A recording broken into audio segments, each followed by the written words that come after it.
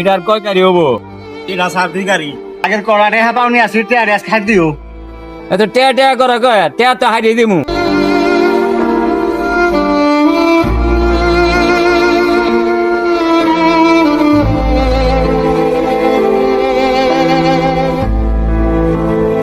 এই সময় নিতে হুন যাও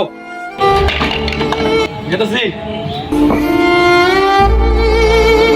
কি ইট নিয়ে এলি তুই? ইট নাকি পড়াইলাম, ইট তো 2 নম্বর নিয়ে আসছ। আরে ভাই এটার কালারই এরকম, এটা 1 নম্বরই। যা কাজ কর গা।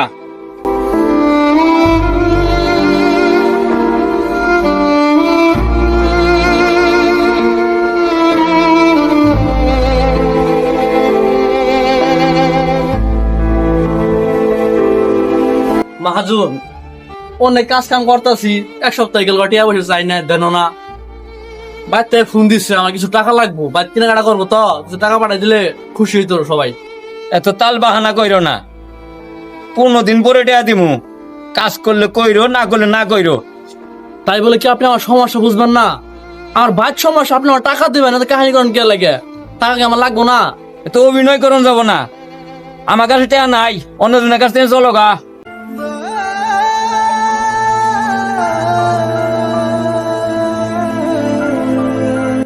আবির 1 বছর চাইলি না পাঠিয়ে দিয়েছি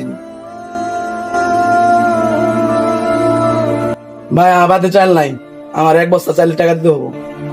তোমার বাড়িতে চাল নাই, আরেকজনের বাড়িতে অসুস্থ, এই হলে তোমার অবস্থা। বাড়িতে অনেক কাম করবো, আবার করছে কেন তোমার? এটা একটা কথা বললেন আপনি, আমার পেটের দায়ে কাজ করতে আইছি। তুমি তো দেখলে ইট সিমেন্ট বালু কিনা টেয়া শেষ, 2 দিন পরে টেয়া নেও। এটা তো হলো না, আপনি আমার সমস্যা বুঝবেন না।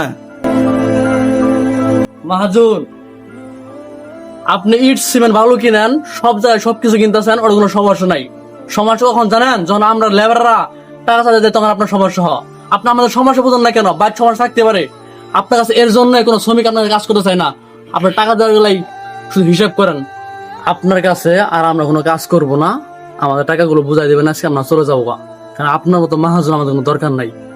কয় টাকা হয়েছে নিও, তোমার মতো নেবারের দরকার নাই।